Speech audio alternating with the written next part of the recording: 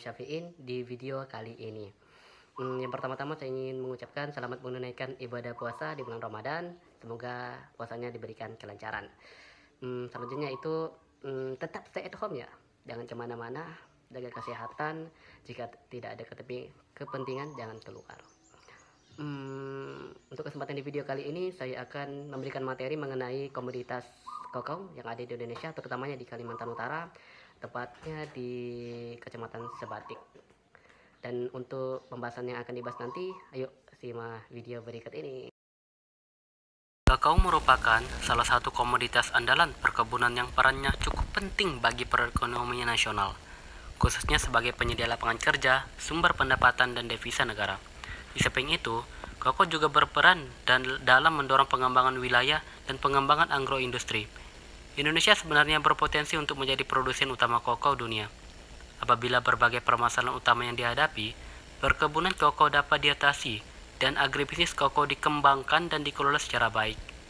Indonesia masih memiliki lahan potensial yang cukup besar untuk pengembangan kakao, yaitu lebih dari 6,2 juta hektar, terutama di Irian Jaya, Kalimantan Timur, Sulawesi Tengah, Maluku, dan Sulawesi Tenggara. Di samping itu, kebun yang telah dibangun masih berpeluang untuk ditingkatkan produktivitasnya, karena produktivitas rata-rata saat ini kurang dari 50% potensinya. Untuk pembahasan yang pertama yaitu data permintaan dan produksi. Permintaan coklat yang terus tumbuh di Asia telah melampaui kemampuan petani lokal untuk memasak biji kakao sehingga mendorong meningkatnya pengiriman dari Afrika dan Amerika Syarikat. Seperti dilansir dari Bloomberg, Indonesia sebagai produsen dan pengolah biji kakao terbesar di Asia telah mengalami penurunan produksi biji kakao dalam satu dekade terakhir yang disebabkan oleh beralihnya petani biji kakao ke tanaman lain. Hal tersebut dikarenakan petani tengah memerangi penyakit tanaman yang semakin menekan keuntungannya, sehingga beralih untuk bertani dengan tanaman yang lebih menguntungkan. Akibatnya, Indonesia telah berubah dari salah satu eksportir biji kakao terbesar menjadi negara importir, seiring dengan kapasitas pengolahan biji kakao yang meningkat. Pembelian biji kakao di Indonesia dari luar negeri telah meningkat lebih dari 2 kali lipat dalam periode 5 tahun. Pada 2018, produsen terbesar biji kakao di Asia tersebut telah mengimpor sekitar 240.000 metrik ton biji kakao, menjadi rekor terbaru. Bahkan, tahun ini, impor biji kakao di Indonesia diprediksi terus melanjutkan peningkatan. Indonesia pun berencana untuk meningkatkan produksi biji kakao menjadi 6.000 ton pada 2024 telah untuk memenuhi permintaan lokal dan ekspor. Pembahasan yang kedua yaitu potensi produksi dan pasar di tengah kondisi pandemi. Adapun potensi produksi komoditas kakao, terutama di kawasan Kalimantan Utara, Kecamatan Sebatik, di saat adanya kondisi pandemi ini tidak sama sekali terganggu akan permintaannya, sehingga petani tetap saja melakukan produksi seperti biasa untuk memenuhi permintaan pasar. Untuk potensi pasarnya pula masih tetap berjalan sesuai yang telah ada, yang berjalan sehingga tidak menjejaskan perekonomian di satu tempat tersebut.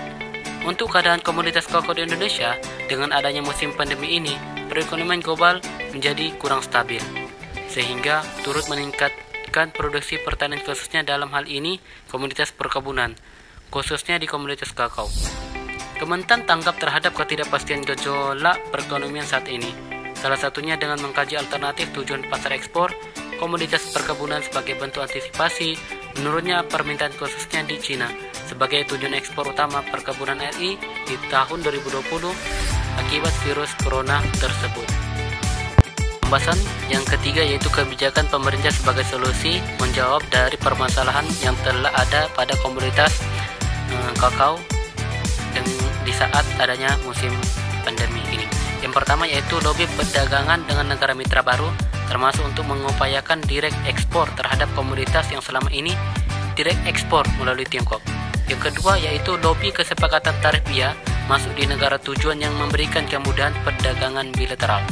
Yang ketiga meningkatkan jaminan atas kualitas, brand image, dan ketersediaan produk secara kontinu. Yang keempat yaitu meningkatkan kerjasama perdagangan untuk meningkatkan akses pasar melalui optimalisasi pemanfaatan perwakilan Indonesia di LN kerjasama yang sudah berjalan dipercepat atau FTA atau PTA dan pengembangan kesepakatan baru. Kelima, yaitu meningkatkan konsumsi domestik. Yang keenam atau yang terakhir yaitu optimalisasi pelayanan jaringan informasi dan komunikasi secara organisasi antara bisnis to bisnis dan government to government. Itulah tadi sedikit penyampaian mengenai materi komoditas kakao. Semoga apa yang telah saya sampaikan itu bermanfaat bagi teman-teman dan diri saya sendiri. Kurang lebihnya mohon maaf.